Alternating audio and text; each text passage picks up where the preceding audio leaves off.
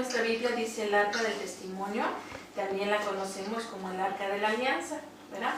Ya Mari comentó algunas cosas que están dentro de este, pues, ¿qué podemos decir? Cofre o una caja, pero bueno, ahorita vamos a entrar en detalles.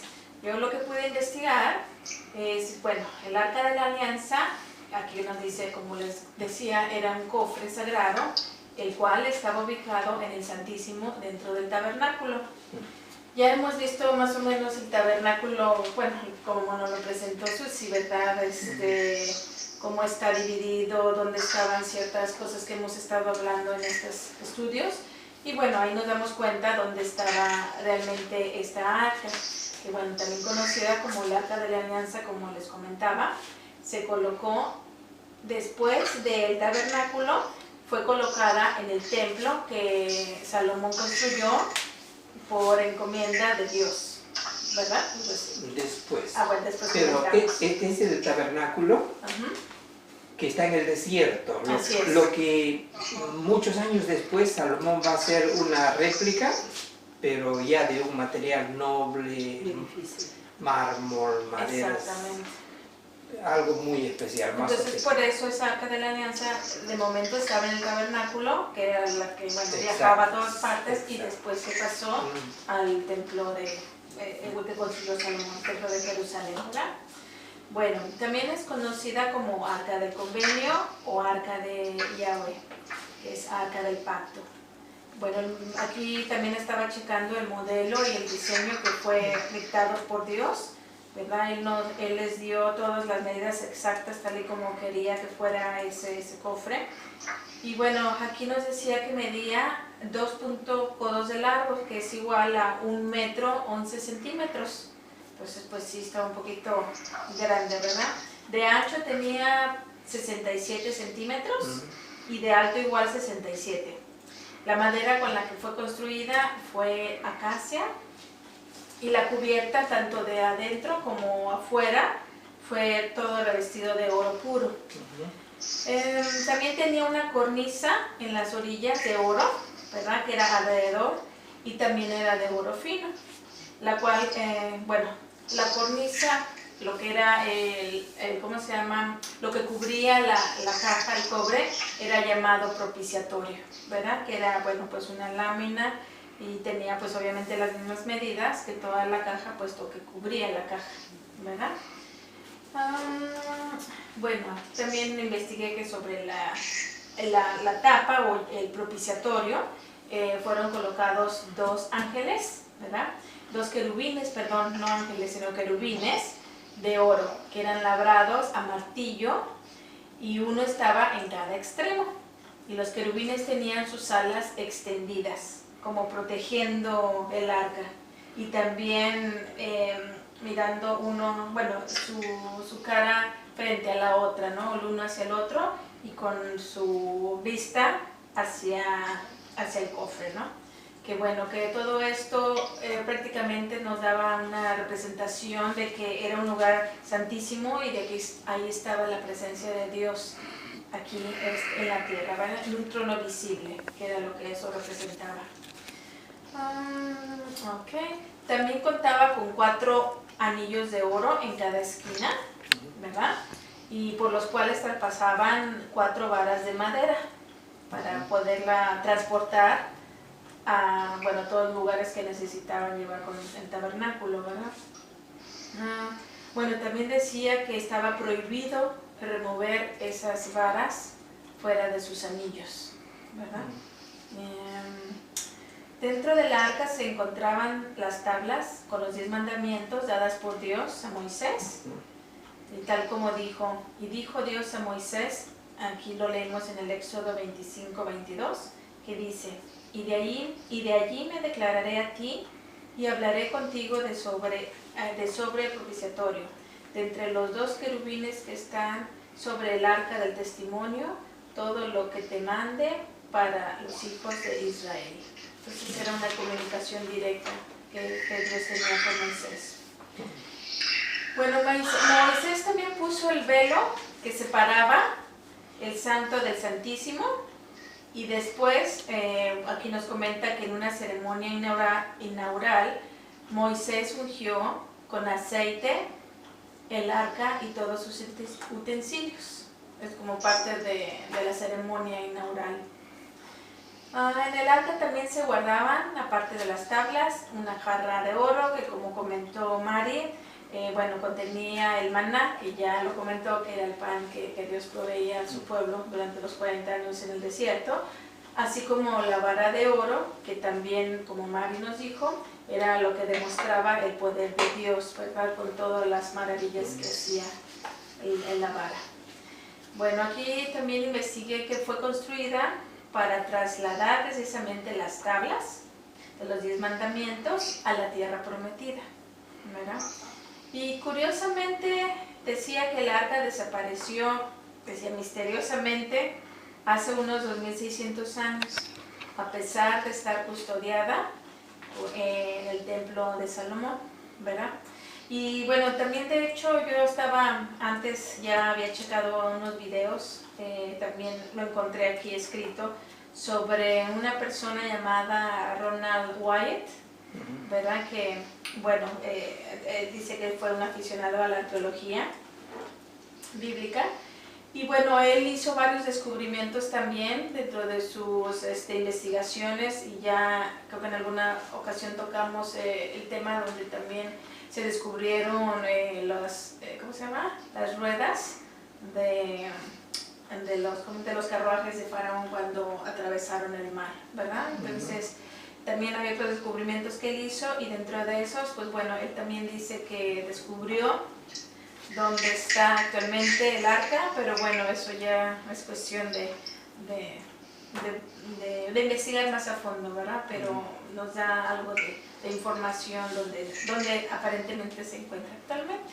Eso ya como algo así como que cuenta la leyenda, pero habría que checarlo, ¿verdad? Así es. Y pues bueno, prácticamente eso es lo que yo quería compartir del Arca de la Alianza. Una pregunta. ¿Qué significa para ti el Arca de la Alianza o el Arca del Pacto? ¿Qué simbolismo tiene para nuestra vida? ¿Qué crees que podría ser eso? Bueno, no chequé exactamente lo que es el significado del simbolismo, pero tal y como decía, es la presencia de Dios ahí en el templo, ¿no? Bueno, en la tierra, que era como algo tan sagrado que incluso, bueno, ya hemos visto ciertas partes que solamente unas personas podían entrar. En este caso, ciertas personas podían cargarla, no se podía quitar los que eran las varas. Entonces es como el respetar la presencia de Dios aquí con nosotros, ¿no? Su comunicación que Él tiene con nosotros, y lo sagrado que Él nos ha mandado como lo que se guarda dentro, que son sus leyes, ¿verdad? Que siempre han sido protegidas, porque es lo que pues, nosotros tenemos que seguir, ¿verdad? Día a día sus leyes. No sé si haya algo más especial, ¿verdad? Que se me yo pienso que es muy simple. Cuando leemos el Éxodo, nos vamos a dar cuenta que Dios tiene un plan para con su pueblo, y ese plan es que simplemente Dios le quiere transmitir a los hombres, o sea, a su pueblo, que yo voy a estar con vosotros y me manifestaré a vosotros. Y cuando los sacerdotes que eran representantes del pueblo, Dios se manifestaba, aunque en el lugar santísimo había un incienso, como un humo, que era agradable, pero la manifestación de Dios era abrumadora. El lugar santísimo rebalsaba de humo y se llenaba de la presencia de Dios. Quiere decir que el pueblo de Dios puede tener una relación especial y cercana con Dios. Dios no está en el infinito del universo. Dios está con su pueblo, y Dios está con la persona que por fe, cuando presenta sus ofrendas, está diciendo: Señor, cúbreme de mis pecados, porque si no, así con mis pecados yo no podría hablar contigo. ¿Quién puede hablar con Dios quedaría fulminado. Pero ese es el mensaje de el arca del pacto o de la alianza. Si ustedes se acercan a mí bajo estos requerimientos, ustedes presentan sus ofrendas a través del sacerdote, yo estoy con vosotros, estoy con ustedes. Y dice que cuando ellos viajaban por el desierto, en la noche aparecía una nube de fuego. Y en la noche una nube de fuego y en el día aparecía una nube que les seguía. Por donde ellos iban estaba la nube. Dios está diciéndole a su pueblo, yo estoy con ustedes. Lo que pasa es que a veces cuando tenemos problemas en nuestra vida, estamos en necesidad, en urgencia, en enfermedad o en los casos, por ejemplo, que hace poco ha pasado, que se muere un familiar, pensamos que Dios nos ha abandonado y que Dios ha dejado de tener control. ¿Cómo es posible que Dios se lleve a una persona tan buena? Decimos, ¿no? Pero sin embargo Dios está ahí porque tiene un plan. Si decimos que Dios ha fallado o que nos ha abandonado por un momento, quiere decir que no creemos en la soberanía de Dios. Dios es soberano y Él está determinado todas las cosas que va a pasar, pero aunque está determinado desde la eternidad, Dios se presenta en el tiempo por necesidades urgentes, por pedidos de oración, por clamor, y si no hace algo es que Dios dice que no es conveniente que eso se haga, por el plan que tiene Él, un plan eterno, ¿no? Eso muy interesante, gracias por compartir. Allí está lo que Susi dijo, que allí en el altar de propiciatorio se hacía, se rociaba la sangre del sacrificio en el altar de propiciatorio. Eso significa que eran perdonados los pecados de la persona que lo presentó y me recomendó. Pero he escuchado a mucha gente que dice, ay, el Antiguo Testamento no lo entiendo, es muy difícil, y ya tiene muchas cosas que no lo vamos a entender si no tienes una guía de repente o algún hermano mayor que te oriente de qué más o menos significa, ¿no? Y yo creo que es una bendición que Dios nos haya puesto con ustedes para que ustedes puedan tener un alto conocimiento. Le decía a Luz, y yo veo a mis hermanos, a Susana, a Inés, a Bob, veo a Mari que está aprendiendo, que si comparamos con hermanos que están en la iglesia y tú vas a preguntar muchas cosas, ellos no van a saber porque no lo entienden, no lo disciernen, a menos que alguien les oriente. Entonces, lo que yo voy a compartir ahora no voy a ser muy largo, solamente voy a leer el libro de Hebreos, lo que Bob estuvo compartiendo.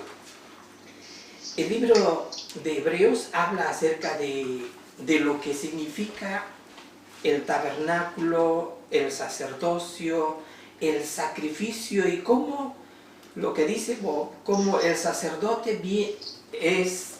un sacerdote es un mediador, un líder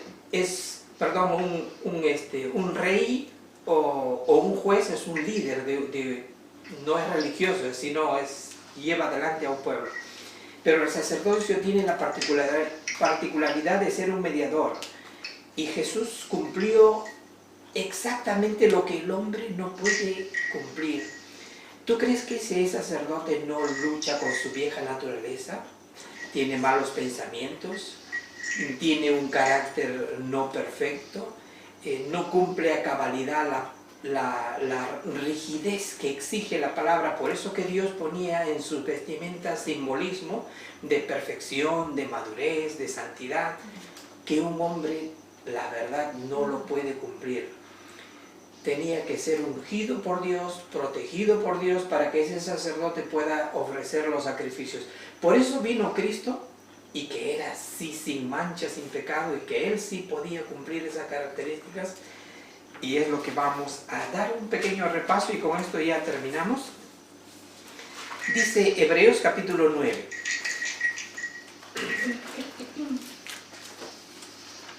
Ahora bien, dice, verso 1 en adelante, el primer pacto tenía ordenanzas de culto y un santuario terrenal, porque el tabernáculo está dispuesto así.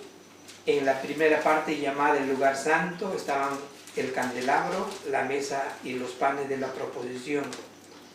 Tras el segundo velo estaba la parte del tabernáculo llamada lugar santísimo, el cual tenía un incensario de oro y el arca del pacto cubierta de oro por todas partes, en la que estaba una urna de oro que contenía el maná, la vara de Aarón que reverdeció y las tablas del pacto.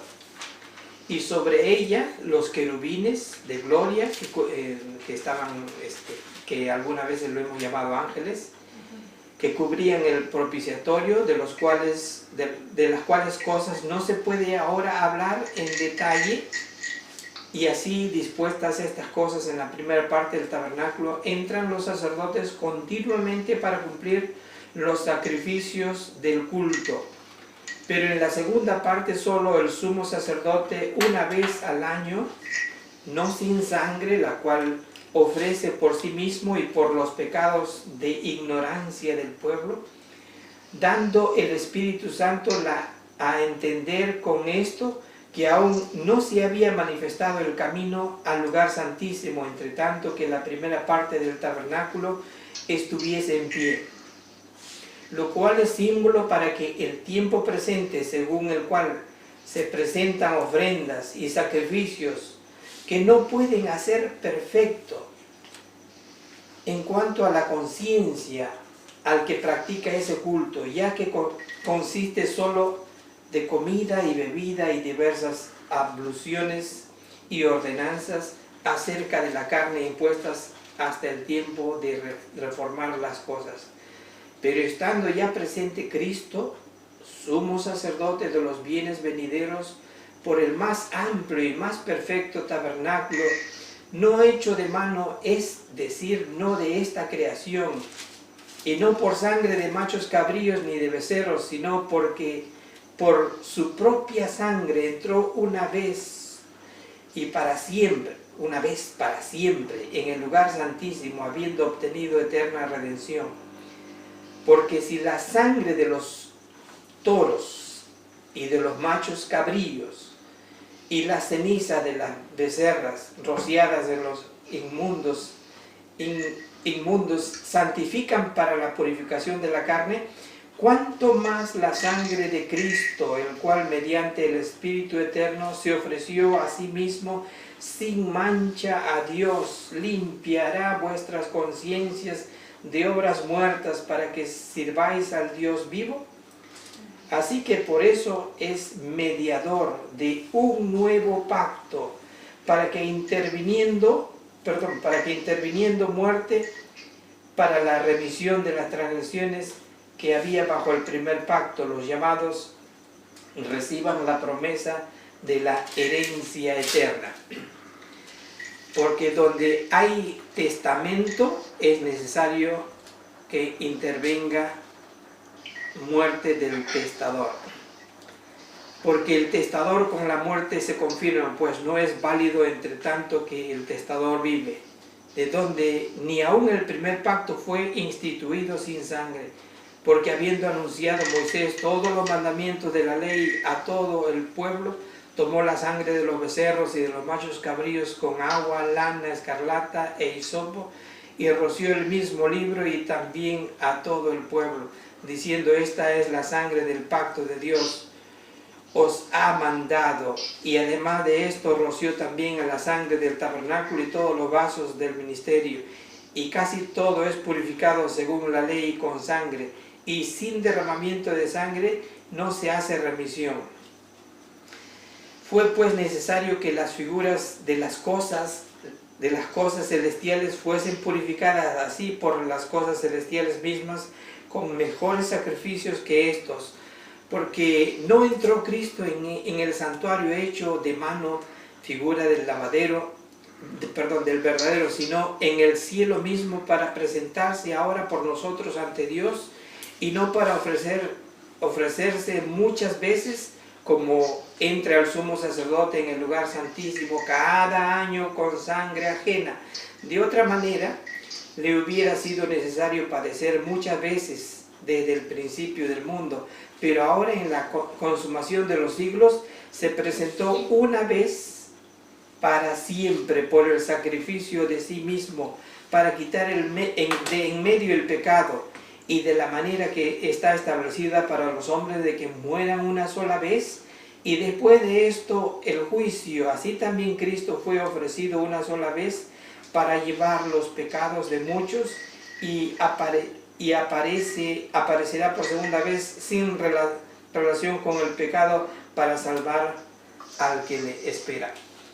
La diferencia clara entonces entre un sacerdote, la línea del sacerdote Aarón, Melquisedec, simplemente una figura de lo que iba a venir, y en la persona de Cristo, Él ofrece un sacrificio perfecto que no lo realizó en el tabernáculo, sino que Él tuvo que ir hasta la presencia de Dios e interceder por los pecados de los hombres. Ahora, esto no es universal. No es que quiere decir que automáticamente Dios perdona el pecado de todo el mundo. Eso no es así. Dios se ha hecho propicio. La palabra propiciatorio quiere decir que es donde se realiza el sacrificio, pero propicio es que Él mismo derrama su sangre en la cruz como símbolo de el perdón de los pecados de la persona que habría de creer en Él. Así como en Israel no todos creyeron, sino que muchos murmuraron y muchos cayeron en muerte física y muerte espiritual porque no creyeron.